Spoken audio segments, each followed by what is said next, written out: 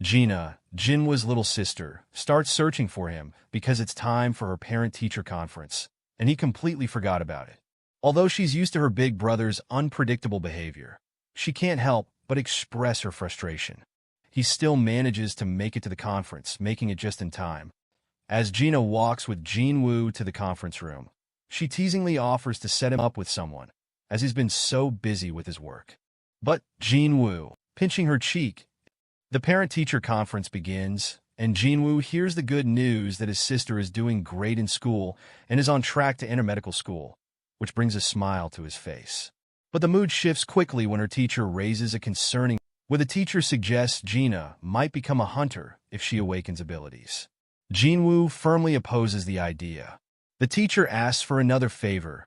Afterward, Jinwoo visits his sister's friend, Song-yi, to discuss her future. Song-yi recognizes Jinwoo as Gina's brother and explains that being an E-rank hunter is her only way to survive. Frustrated, she tells Jinwoo that if he's there to lecture her, he should leave. Jinwoo clarifies that he only wants to understand her situation. Meanwhile, S-rank hunter Hwang Dong-soo arrives in Korea, met by Woo Jin-chul. Dong-soo makes it clear he won't stay long, and Jin-chul wonders if it's connected to certain people. Dong-soo hints at dealing with E and D-rank hunters in a dungeon, warning Jin-chul not to interfere. In a separate meeting, S-rank hunter Jong-in informs President Gun-hee about flying monsters found in the sea. Gun-hee decides to investigate further, recognizing the threat they could pose. Back to Jinwoo, who is now on a mission at a Seagate site. Preparing for a dangerous dungeon raid with an assault team of 6 hunters. The team is led by Kim Chul, an A-rank tanker hunter, and includes a mix of B and C-ranked hunters. As they prepare to enter the dungeon, Jinwoo and his ally, Sun-yi, join the team, making it a 10-member operation. But just as they're about to enter the dungeon, something unexpected happens. A red gate suddenly appears. A red gate is a type of dungeon that's different from regular gates, as it creates a direct link between the hunters and the monsters within, cutting them off from the outside world. The red gate sucks everyone in, leaving only An and Hyun behind, who immediately contact the team inside. Jinwoo explains that the red gate leads to a kind of dungeon where time passes differently. 1 day inside is equivalent to 1 hour outside. They'll only be able to escape if they defeat the boss, or if the dungeon collapses on its. As they traverse the snowy landscape, an icy arrow suddenly flies towards Sun-yi. But Jinwoo catches the arrow barehanded, saving her life. C-rank hunters is killed instantly by the arrow. Jinwoo quickly identifies the attackers. Ice elves, known for their lethal, precise attacks and their affinity for ice magic. These ice elves are incredibly dangerous, and Jinwoo warns everyone about their brutal methods of combat. At this point, Kim Chul, being the highest-ranked hunter on the team, asserts his authority and decides to split the group into 2 teams in order to maximize their chances of survival. However, in a selfish move, he tells the lower-ranked hunters, C and B ranks, that they're not worthy to join his team.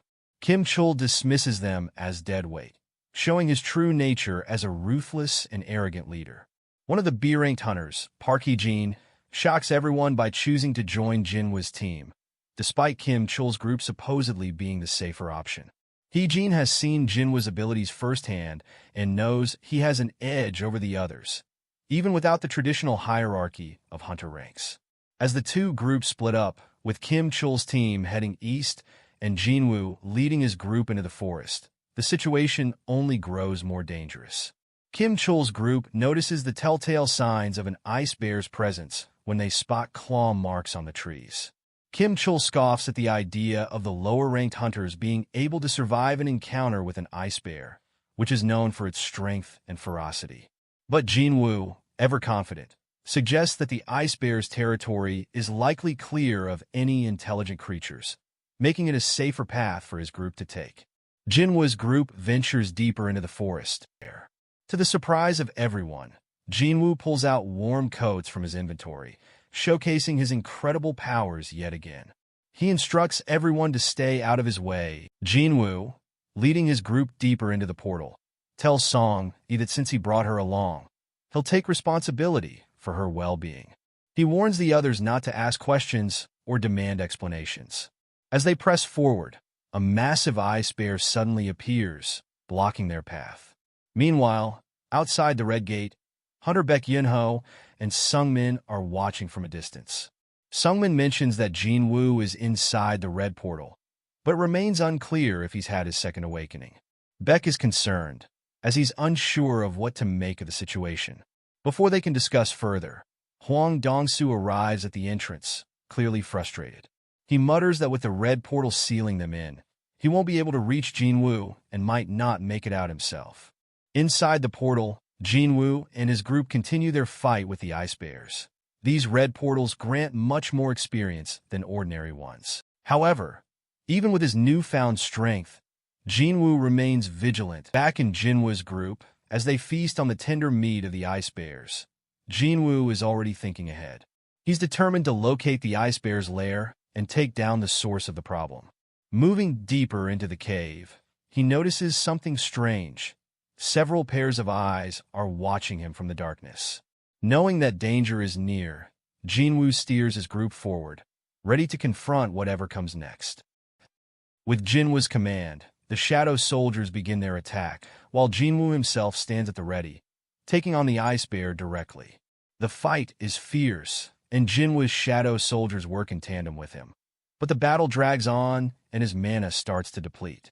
As the fight continues, Jinwoo's mana runs dangerously low, but the ice bear remains standing. The Shadow Soldiers are eventually all defeated, but the true test begins when a massive, mohawked ice bear boss enters the fray. The colossal creature quickly wipes out Jinwoo's remaining Shadow Soldiers, and all of his mana is completely drained. Despite the dire situation, Jinwoo remains calm and calls upon Igris, his elite Shadow Soldier, to finish the fight. Igris, wielding his sword, displays his unmatched combat skills, swiftly dispatching the ice bear boss with precision and speed. With one final strike, Igris decapitates the massive creature, bringing an end to the battle. As Jinwoo's group celebrates their victory, Kim Chul's team faces a far worse fate. They're being overwhelmed by the Ice Elves. But the Ice Elves are closing in, and the situation looks grim. In the shadows, the leader of the Ice Elves, a dark, terrifying figure, watches Kim Chul with malicious intent. We see Jinwoo standing victorious over the Death Bears, showcasing his immense power as a necromancer. With a simple command to rise, Shadow Bears emerge from the corpses, seamlessly joining Jinwoo's ever-growing Shadow Army. Outside the portal, Sang explains that the strike force has been trapped inside for 3 hours, which translates to about 3 days in the portal's distorted time. Dong-soo halts his departure, demanding to know why Jinwoo was associating with the White Tiger Guild. Sang casually explains that Jinwoo is merely an acquaintance who wanted to observe a C-rank mission. While Sang feels relieved, Dong-soo shocks everyone by suddenly choking him. At that moment, Baek steps forward, transforming, and tells Dong-soo to stop. Dong-soo is impressed when Jin Chul intervenes, managing to stop the escalating S-rank fight.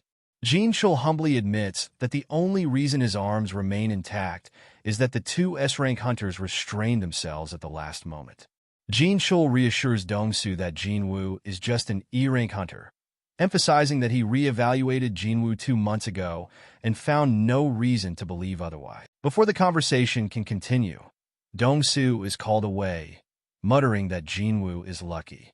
Sang watches him leave, reflecting on how no one truly grasps the depth of Jinwoo's power. Inside the portal, Kim Chul feels relieved after escaping the elves, but his relief turns to horror when he stumbles upon the mangled corpses of the Death Bears. The sight terrifies him, and he wonders how the E-ranks he abandoned could possibly be responsible. Jinwoo's group sits around a fire, trying to stay warm. Their peace is shattered when Kim Chul storms in, furious to see these weaklings alive and thriving. Dressed in weather gear and surrounded by blankets and food, they're in much better shape than his own group. Kim Chul accuses them of hoarding supplies, claiming his team died because they lacked proper equipment. Blinded by anger, he demands to know who was hiding the gear. However, before Kim Chul can act, Jinwoo suddenly appears and overpowers him. The group is stunned by their leader's unexpected return.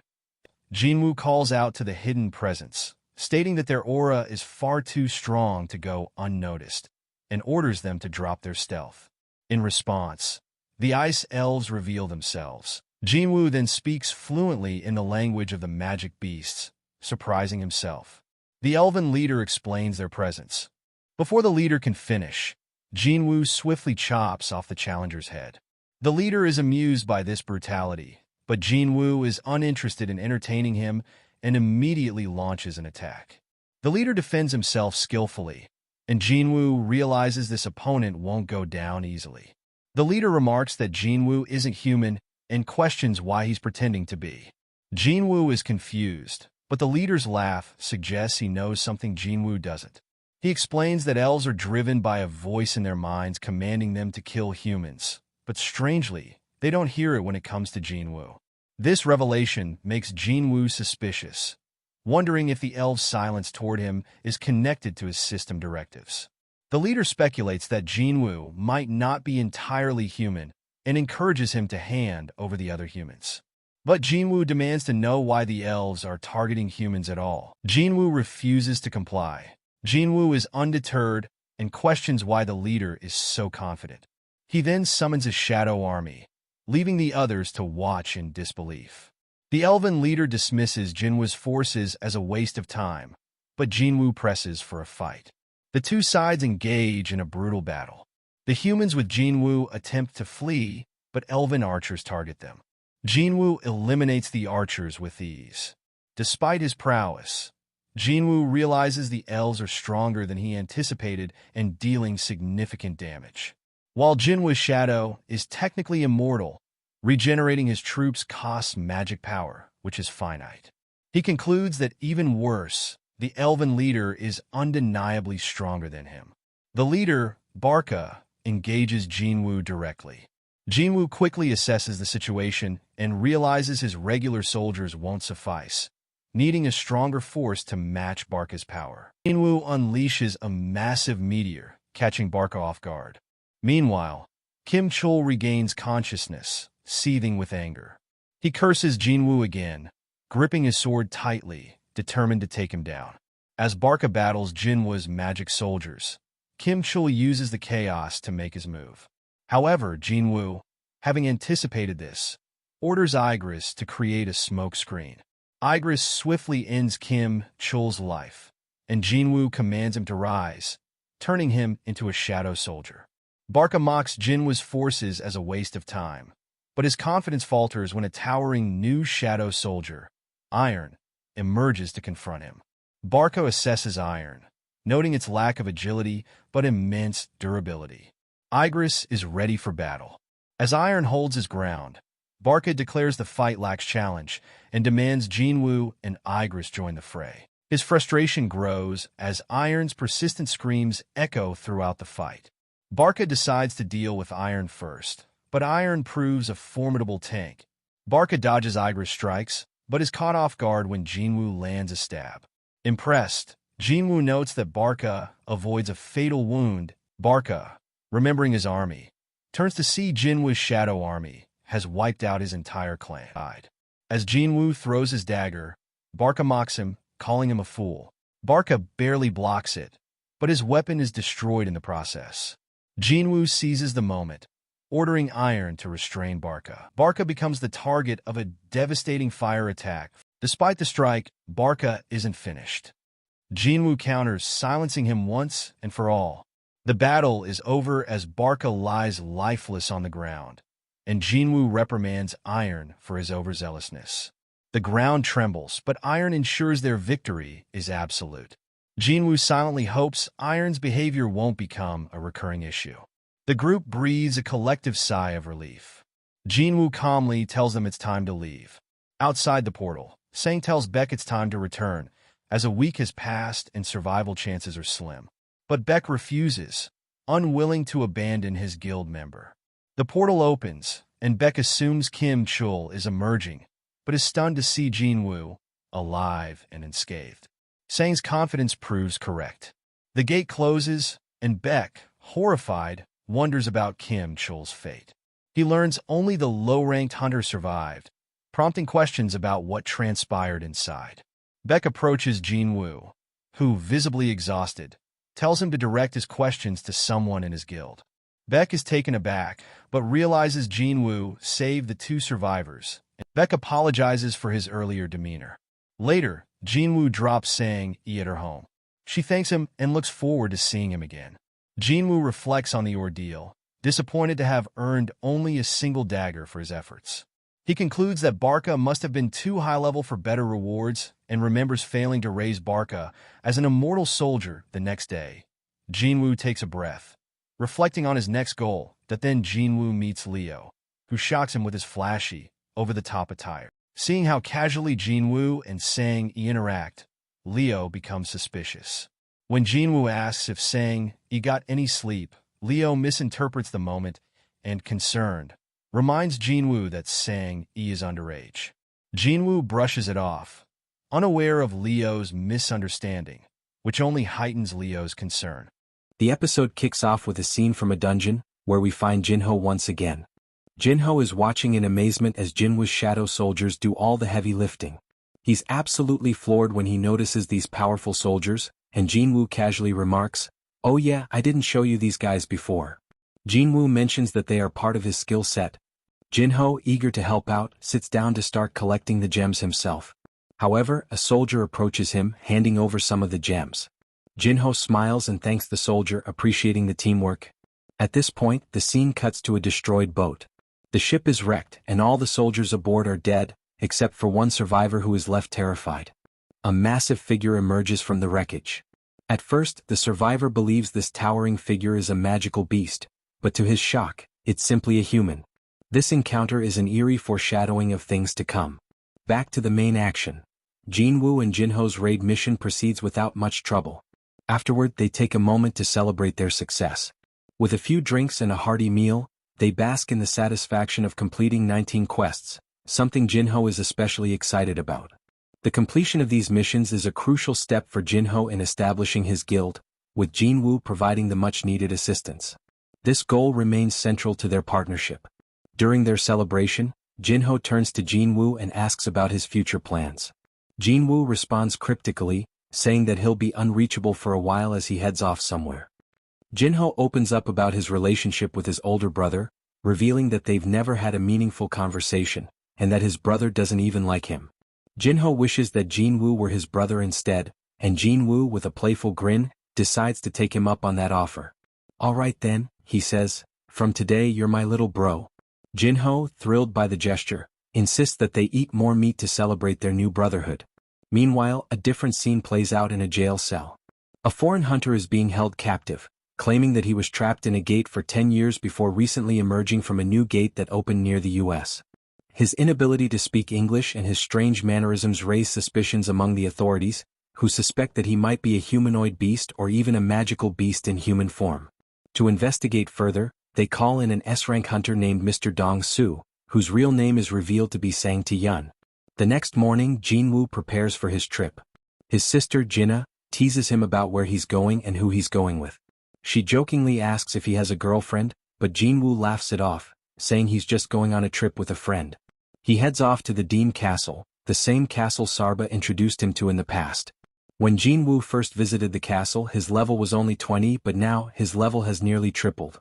Confident in his abilities, Jinwoo decides he's ready to take on the boss this time. Upon entering, he receives a quest notification that requires him to collect 10,000 demon souls. Without hesitation, he dives into the dungeon, surrounded by countless demons. While Jinwoo faces off with demons, Jinho visits his father. Their conversation turns to the guild, and Jinho's father asks whether he intends to take over the family guild. Jinho tries to explain that his older brother plans to bring in an outsider as guild master, which he believes could endanger the family's legacy. Jinho's father mentions Jinwoo, recalling his involvement in the Double Dungeon incident, the White Tiger Guild's Red Gate crisis, and how he saved survivors during the incident. With Jinwoo's help, Jinho managed to obtain his guild master license. Jinho asks again for his father's permission to take over the guild, but his father offers a deal. "On one condition," he says. "You must recruit Jinwoo to join our guild."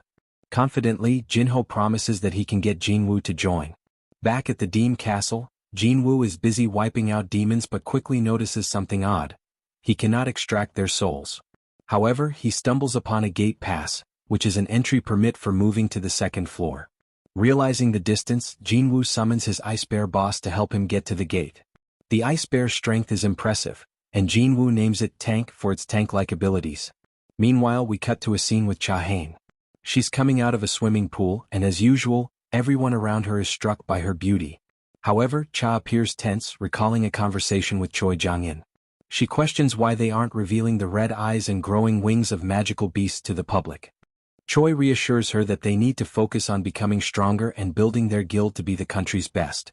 For now, they must stay silent about the looming threat. Back in the dungeon, Jinwoo reflects on his initial expectation of the dungeon, assuming it was an S-rank level, only to find that most of the demons here are only upper B rank. He presses on, continuing to collect gate passes and clearing more floors. As he advances, he realizes that the dungeon might have 100 floors, similar to the original tower. He continues pushing forward, though his supplies are running low, and he needs to head back home soon as he promised his sister he'd return in a week. After many trials, Jinwoo finally collects the 10,000 demon souls and reaches the 49th floor. To ascend to the 50th floor, he must face the Demon King Ash Vulcan, who rules the lower floors. Meanwhile, 2 representatives from the White Tiger Guild have come to recruit Jinwoo, but they find that Jinwoo isn't home. They approach his sister Gina, and learn that Jinwoo's location is still in the city. They track his last known location, which was right in the middle of the city. At this point, Jinwoo tells his shadow army to handle the demons while he focuses on taking down the boss. His shadow army moves into action, with Igris leading the charge. Jinwoo notices that his soldiers have become more powerful, with their numbers, intelligence, and magic abilities all improving. But just when things seem to be going well, the boss, Ash Vulcan, teleports to the battlefield, catching everyone off guard. Even Igris is shocked by the boss's sudden appearance. The Demon King attacks with lightning speed, and Jinwoo is forced to block its attacks with his iron shield. Despite the shield's strength, the Demon King's relentless assault tests Jinwoo's limits. He quickly realizes that he needs to target the smaller head on the Demon King's body to defeat it, but stopping its erratic movements proves difficult. The battle intensifies, with Jinwoo using his strategy to lure the boss into a building. The fight scenes are intense, and the action is nothing short of spectacular. Meanwhile, we cut to Sang and Dong Su, who are engaged in a heated conversation. Dong Su mocks Sang, asking if magic beasts can really take human form. Sang responds calmly, telling him he can prove it with a DNA test if he wants. Dong Su, tired of the conversation, dismisses him, but Sang presses on, asking how much humanity really knows about gates and magic beasts. He warns that the gates and beasts are simply harbingers of a much greater disaster. Dong Su scoffs at this, but Sang's words carry weight. The two engage in a tense standoff, and Dong Su's frustration builds. Even magic beasts like you have human names? You have a family, right? Do you remember your child's name? Sang calmly answers, Jinwoo. Dango realizes Sang is his father. Sang asks, why the murderous intent? Dango growls, I won't answer. Sang presses, tell me. Dango snarls, your son's dead. Say your last words to him in hell. The tension builds as both unleash their auras. Finally, back in the dungeon, Jinwoo has defeated the 50th floor boss and continues his journey. He faces another powerful foe, the Skeletal King, and defeats it, leveling up once again. As the episode nears its end, we see the destruction left in the wake of Jinwoo's battles. A building has been completely obliterated and emergency services are on the scene, speculating that it was an S-rank hunter fight that caused the destruction.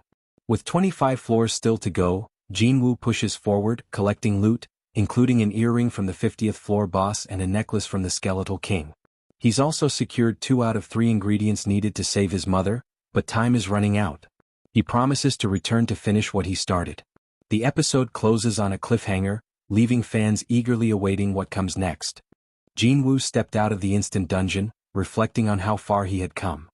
He realized that the only thing he needed now was the purified blood of the Demon King. Understanding the importance of this task, he knew he must be completely prepared before going after it. As he checked his stats, he noticed a significant boost in his level from his recent adventure. Feeling it was time to stop hiding his true capabilities, Jinwoo decided to have his rank reassessed. The next day he made his way to the assessment center for his rank evaluation. Kikul, his faithful companion, happened to be there, scouting for new recruits. As he casually observed the hunters trying to guess their ranks, he spotted Jinwoo among them. Recognizing him immediately, Kikul contacted the center. Center dropped everything and hurried over. Meanwhile, Jinwoo waited for his turn and overheard a conversation between two nearby hunters. One was trying to calm the other, who seemed nervous about the test. The anxious hunter explained that he needed a higher rank. Another hunter reassured him that as long as his rank was above E, he'd be fine. When Jinwoo was called in for his test, the examiner assumed he knew the drill, so she instructed him to place his hand on the black crystal and wait. Jinwoo followed the instructions, but the machine malfunctioned. An error message popped up, and the examiner asked him to try again. She reset the machine multiple times, but nothing changed. The examiner's boss walked in, saw the situation, and realized the issue wasn't mechanical. The machine simply couldn't measure Jinwoo's magical power. His energy had surpassed what the device could handle, meaning it couldn't give an accurate reading. The examiner was taken aback and started to connect the dots. Jinwoo had officially become the 10th S-rank hunter in the country. Outside the evaluation center, Mr. Troy approached Jean Shul to ask about the investigation into the winged creature. Jean Shul explained that they were still comparing new and old samples, but more time was needed to determine the creature's origins. Mr. Troy then brought up the recent Red Gate incident, pointing out how the White Tiger Guild allowed a non-member to join the raid and even take down the boss. Curious, he asked Jean Shul if he knew who the mysterious person was. Jean Shul admitted he didn't know. Mr. Troy was somewhat disappointed but soon noticed the commotion inside the center. Intrigued, he and Jean Shul entered the building and learned about Jinwoo's rank reassessment. The examiner told Jinwoo he would need to return in 3 days for another reassessment with specialized gear. At that moment, Mr. Troy and Jean Shul entered the building. Sensing Jinwoo's overwhelming presence, Mr. Troy deduced that he was the one causing all the buzz. Eager to recruit him, Mr. Troy stepped forward to introduce himself, but Jinwoo simply walked past him without saying a word. The entire room was stunned by the unexpected snub. Mr. Troy, bewildered, asked Jean Shul if he had forgotten to properly introduce him. Jean Shul reassured him that he had, but moments later Becker arrived at the center, panting from running as fast as possible. Seeing him in such a hurry, Mr. Troy immediately put everything together. Jinwoo must have been the one who cleared the Red Gate. This realization only confirmed his belief that Jinwoo was truly extraordinary. Choosing not to linger, Mr. Troy left the building. That night, Jinwoo sat silently beside his mother, watching her sleep peacefully. Before leaving her room, he whispered, "Wait for me just a little longer." Outside, he encountered Jean Shul, who greeted him with an unexpected confession. Jean Shul admitted that Jinwoo had completely changed his perspective. As part of the surveillance division, Jean Shul's job was to monitor hunters and bring those who broke the law to justice. In the past, he was confident in his ability to judge people, but Jinwoo had shattered that confidence, proving him wrong. As Shul stopped him, saying there was someone who wanted to meet him. Moments later, Gani, the chairman of the Hunter Association, appeared. He introduced himself and congratulated Jinwoo on becoming an official S-rank hunter. Jinwoo looked confused, prompting Gani to explain that the reassessment was merely a formality. The moment the machine failed to measure Jinwoo's power, his S-rank status was essentially confirmed. Gani then extended an invitation to Jinwoo, offering him a prestigious position in the association. He explained that while the association managed a vast number of hunters, only a few were truly exceptional. Most hunters were drawn to guilds for fame and money. Even Jean Shul, one of their best experts, was only an A rank. The association was in dire need of someone more powerful. Gani proposed that Jinwoo join the association and transform it into the 6th major power, capable of holding the guilds in check. Jinwoo, intrigued by the offer, seriously considered it. Gani, the first S-rank hunter in the country, radiated overwhelming power, and Jinwoo realized that despite his age of over 80, Gani still carried the strength to rival him. However, Jinwoo refused the offer. Gani assumed that Jinwoo, like many others, was choosing money, but Jinwoo surprised him by stating otherwise. Jinwoo explained that he longed for battle and that the dungeon was where he truly belonged. Hearing this, Gani's heart raced, a feeling he hadn't experienced in years. He mused that if he were 10 years younger, he would have loved to fight alongside someone like Jinwoo. Realizing he couldn't sway Jinwoo's decision, Gani decided not to press further. Jinwoo thanked him for the offer and took his leave. As Jinwoo walked away, Gani lamented that even S-rank healers couldn't reverse aging, leaving him stuck with a body past its prime. He then instructed Jin Shul to cancel all of his appointments for the day, wanting time to himself to reflect. Meanwhile, Jinwoo was deep in thought. He knew that he had to become stronger quickly to save his mother. His sense of urgency kept him moving forward, leaving no room for idleness.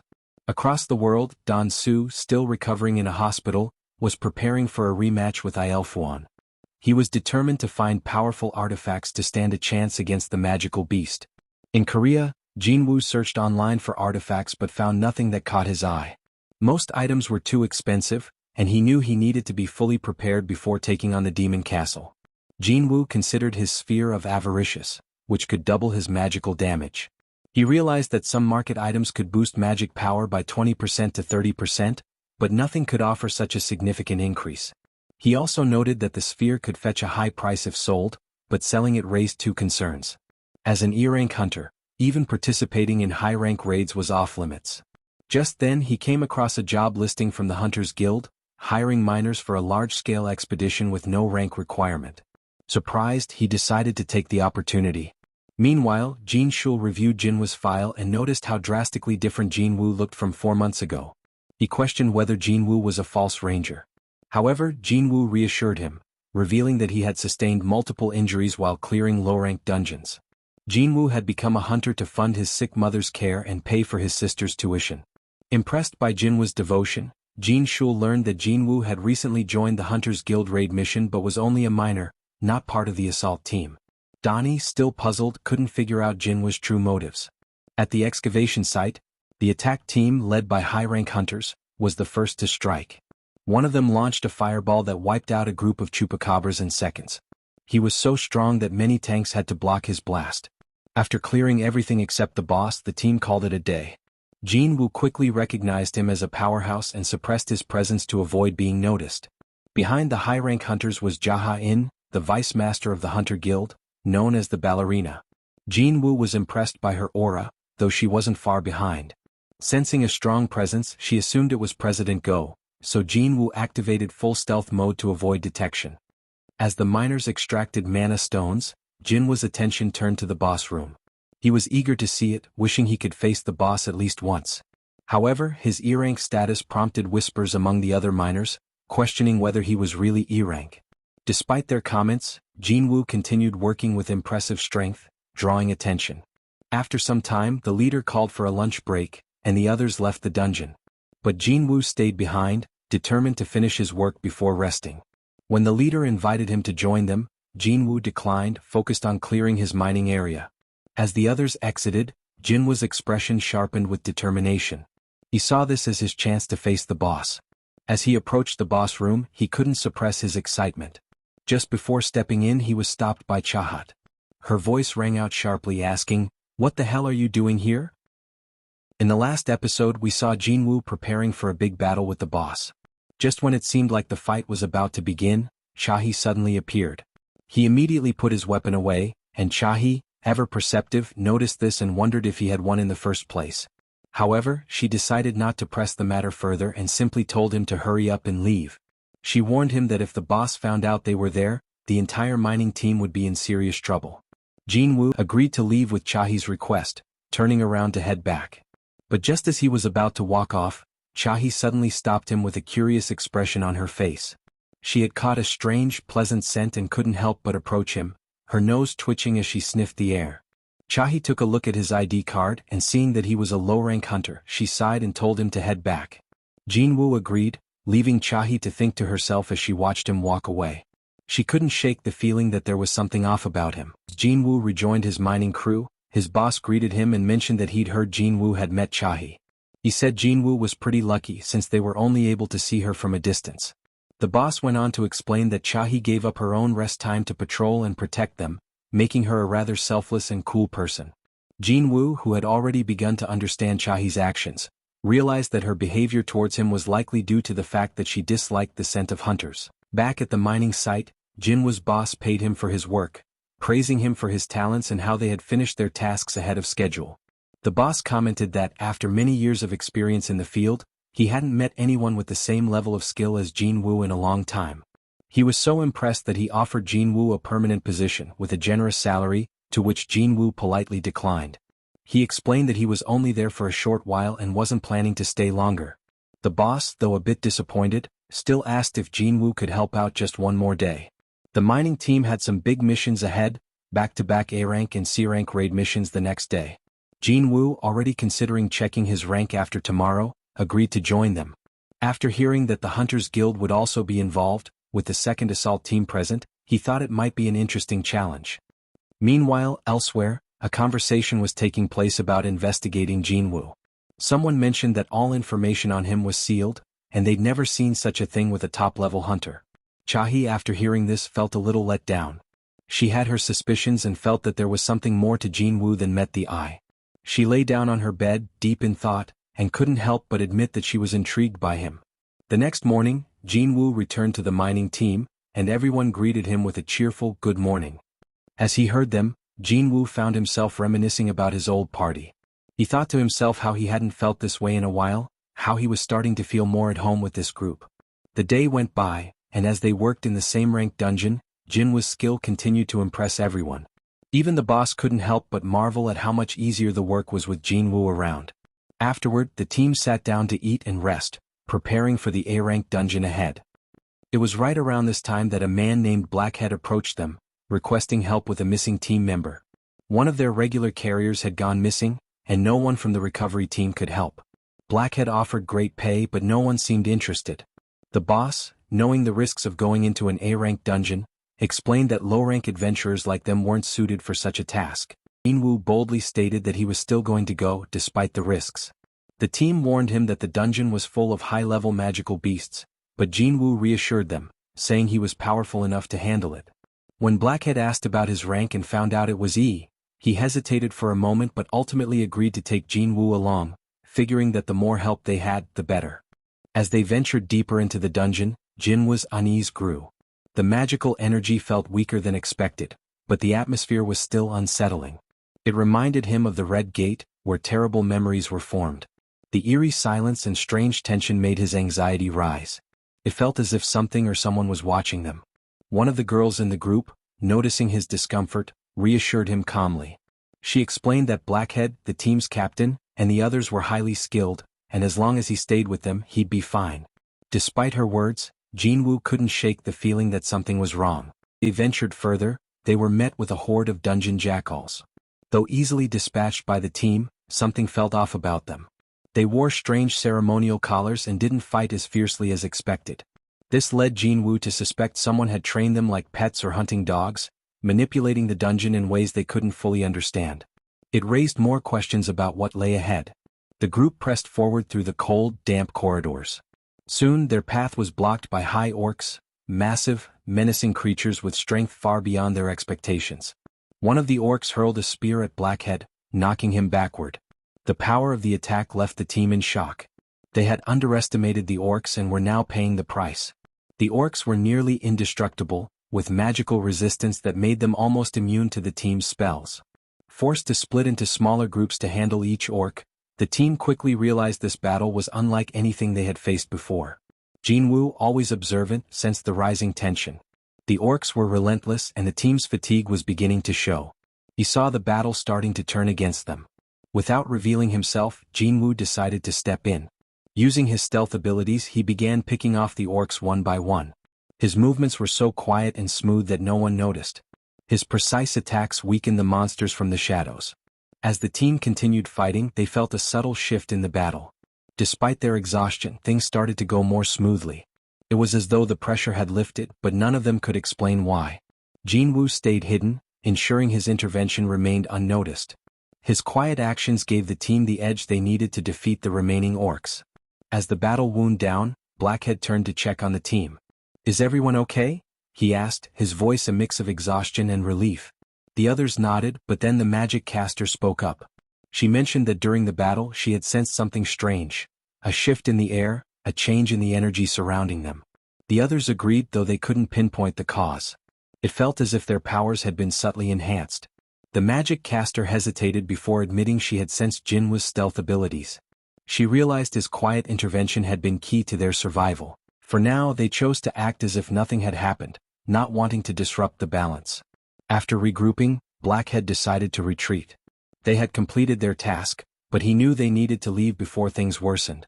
Just as they started to exit, however, a powerful magical barrier appeared, trapping them inside.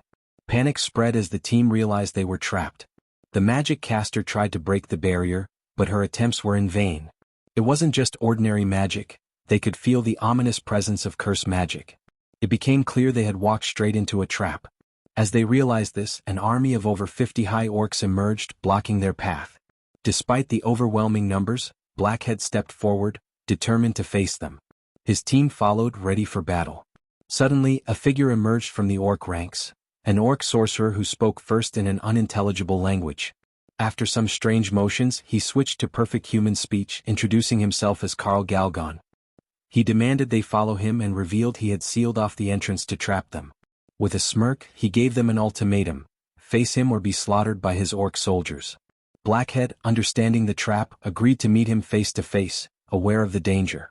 As they moved forward, Blackhead shared his plan with Jinwoo. The strategy was simple. Once they reached the orc leader, they would create a distraction to draw attention away from the barrier, giving Jinwoo a chance to escape and alert the main team for reinforcements. Jinwoo voiced his concerns, thinking Blackhead and the team were signing their own death warrants. Jinwoo's resolve was further tested when a girl from the team handed him a diary, asking him to deliver it to her family if something went wrong. She urged him to focus on surviving, while they would finish the mission no matter the cost. Outside the dungeon, Chaha began searching for him. She was worried he had abandoned the team. Talking to a mining boss, Chaha learned that Jinwoo had entered the dungeon as a porter. She couldn't understand why he would risk his life like that. Inside the dungeon, Jinwoo and his team arrived at a massive throne room, where Karl Galgon and his orc army awaited them. The sorcerer coldly informed them that they could either face him or be wiped out by his soldiers. With no choice but to move forward, Blackhead prepared to confront the sorcerer, knowing that their only chance to complete the mission was to defeat him. She said she was heading into the portal, and the chief immediately asked if she wanted backup, but she casually told him to chill. It was personal business, nothing more. However, in the heat of the moment, she realized she had forgotten her sword. Slightly embarrassed, she asked if anyone had a spare weapon. The chief, of course, handed her a rock pickaxe, which was far from the ideal combat weapon she had hoped for. Not exactly the sword or spear she was expecting. She raised an eyebrow at it and asked, "You got anything better? Maybe a sword? A spear?" Meanwhile, inside the boss room, the atmosphere was thick with tension, the kind that made everyone's skin crawl.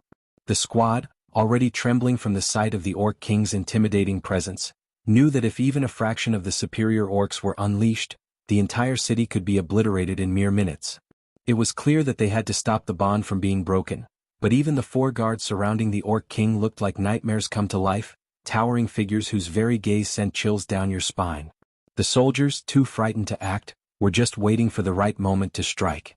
The Orc King, not one to waste time, removed his mask and glanced down at the humans. "Are you all afraid of me?" He asked, clearly relishing the fear that swirled in the room. Did he really need an answer? Judging by the state of the soldiers, who looked like they might soil themselves at any given moment, it was abundantly clear what the answer was. Being no other option, the leader of the group took it upon himself to charge in alone. But before he could get even a few steps, the Orc King using gravity magic to repeatedly slam the man's head into the floor, playing a cruel game of catch with his skull. Just when the Orc King was about to end him, someone stepped forward to intervene. That someone was Jinwoo. Calm and composed, Jinwoo, his expression unbothered, replied that he had never felt an energy quite like this before. The Orc King, sensing his own power surging, seemed to be getting cocky. But Jinwoo, unfazed, hit him with the chilling line, "Oh yeah, this fight's going to be brutal, just for you guys." With that, Jinwoo summoned his shadow army, stronger than ever before. Outside the portal, Inspector Jinchul arrived in his lavish limo, and the miners were utterly confused. One of them, a slick-back hair guy, was now demanding to know why Jinwoo had spent 2 full days working as a miner. The chief, realizing the jig was up, confirmed that Jinwoo had volunteered as a tech to join the attack squad. The inspector, still in disbelief, wondered what kind of person Jinwoo really was. He then asked the chief if Jinwoo had killed anyone, and Jinchul ominously replied, "We'll find out in tomorrow's headlines." Suddenly, a massive explosion of energy erupted from the portal, nearly flattening everyone nearby. Inside, Cha Hayan was struggling to understand how Ki-hun's team managed to down so many superior orcs. But if the energy emanating from the boss was any indication, none of them were making it out alive. Back in the boss room, the Orc King mocked Jin Woo, laughing at the idea of Jin Woo's wimpy soldiers taking on his mighty army. He activated Monarch's domain, boosting his shadow soldiers' strength by 50%. This was no ordinary army. The mages, watching in stunned silence, could barely comprehend the sheer power at play. Iron, undeterred, he just unleashed his full might, hammering the orcs into oblivion. Igris was out there too, cutting through 30 orcs in a blink of an eye. But none of them could hold a candle to the real powerhouse, Jin Woo himself. He was fighting as though it was child's play, showing no mercy as he tore through orcs like they were nothing. But just as he thought he had the upper hand, the Orc King dropped the Dragonfire Anthem, a devastating spell that wiped out almost all of Jin Woo's shadow soldiers in a single attack. The Orc King, growing desperate, summoned a massive iceberg and dropped it on Jin Woo. But before Jin Woo could react, he had already absorbed a full magic combo from the boss. The Orc King, seeing the shadows regrowing again and again, screamed that he would continue to obliterate them until Jin Woo's mana ran dry. Meanwhile, the weaklings were scrambling for cover to avoid getting caught in the crossfire. With all that magic flying around, Jin Woo was finding it difficult to get close enough to land a decisive blow on the Orc King. Outside, the association's members quickly realized the portal was much stronger than anticipated. Reinforcements were ordered, and they began to move in.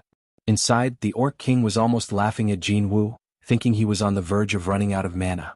But unlike the last time in his class change quest, Jin Woo now had access to infinite mana potions.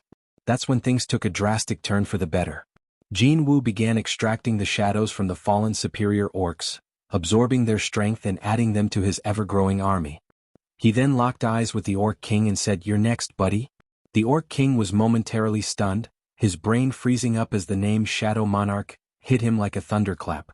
Meanwhile, at the Hunters Guild HQ, Chairman Choi, who had been keeping tabs on the situation, thought the task was well within Ki-hun's team's capabilities, but just to be sure, he ordered his assistant to gather the strongest hunters in the guild. If necessary, they'd ask for help from other guilds. Back inside the portal, the Orc King's generals charged into the fray. But they were no match for Jin Woo's generals. Iron easily overwhelmed the first orc, while Igris fought with such speed and precision that he had to drop his sword, only for it to zip back into his hands in a blur. Tank, not to be left out, smashed an orc so hard it practically vanished. The Orc King, infuriated, activated the Hymn of Agony, a curse that paralyzed, blinded, and trapped everyone in place. He unleashed a torrent of magic on Jin Woo, but it shattered effortlessly against his defenses. Jin Woo summoned his mages to obliterate the annoying iceberg that had been stalling him, and with the power of the Orb of Avarice, they became even more formidable. A fireball pierced through the Orc King's shield and exploded directly in his face, infuriating him even further. Cha, who had finally made her way into the midst of the chaos, was stunned by the sheer number of soldiers Jin Woo had summoned. She ran up to the attack squad asking, "What the hell is going on here?" Even they couldn't provide an answer. Meanwhile, the Orc King was done playing games. With an enraged roar, he combined 300 spells into one devastating attack and vowed to crush Jin Woo like an insect. He stomped down with the force of a colossal titan, launched a massive fireball, then followed it up with 50 more. They wiped out both Jin Woo's shadow soldiers and the superior orcs. With a malicious grin, the Orc King taunted, "Are you starting to regret it, little human?" But before the words had even fully left his mouth, Jin Woo was already on top of him, driving a dagger straight into his eye. Turning into a giant made him a bigger, more vulnerable target, and Jin Woo wasted no time proving that even a lone mage without his guards was no match for an assassin-type hunter. He swiftly summoned his ruler's hand to grab chains, binding the boss before hurling him around with ease, leaving the monstrous adversary reeling. Meanwhile, Jin Woo's incredible display caught the attention of Cha, who had come to lend support, but upon witnessing the sheer power unleashed, she realized Jin Woo no longer needed help. Even the head of surveillance seemed to acknowledge his power, leaving Cha wondering just how formidable he truly was. She asked Jin Woo what he thought of him, but he merely shrugged, admitting that he didn't know him that well. With the battle reaching its climax, Jin Woo coolly told the boss that his fate was sealed the moment his guards fell. The boss snarled in defiance, but it was too late. Jin Woo called upon the spirits of the fallen to finish him off. As the boss, in his final moments, saw his former generals end his life, Jin Woo emerged victorious, leveling up and preparing to extract the boss's soul. The crowd was left stunned as he did so, and when he was done, Jinwoo joked that the boss would be much more docile now as a shadow. He named the soul Tusk, recognizing the elite knight rank it held, a classification he'd never encountered before. The fallen orcs proved to be a significant gain. As Jinwoo finished his extraction, he realized he hadn't noticed the inspector standing nearby. The hunters quickly began clamoring for answers, but the chief stepped in to protect Jinwoo, declaring his situation top secret. They were told to keep quiet about what they'd seen, explaining that Jinwoo had unleashed the power of an S-rank hunter solely to protect them. His team escorted him out, and before he left, Jinwoo was given heartfelt thanks from his comrades. As he prepared to depart, Cha tried to catch up, but her nervousness got the better of her when a mage questioned why she was holding a pickaxe. Cha turned bright red and nervously asked if she looked weird with it. Back to the guild, where Chairman Choi expressed amazement at Jinwoo's power. He asked his assistant to compare his strength to Jinwoo's, and they both realized Jinwoo's abilities surpassed anything they had imagined. Choi acknowledged that his title of Ultimate Hunter might now be a bit of a joke, and determined to recruit Jinwoo, he set his sights on bringing him into the fold. Later, Jinwoo met up with Leo, asking how things had gone with the guild master, and the narrative shifted toward the Hunter Association, where the realization of Jinwoo's immense strength was beginning to sink in for everyone who witnessed his display.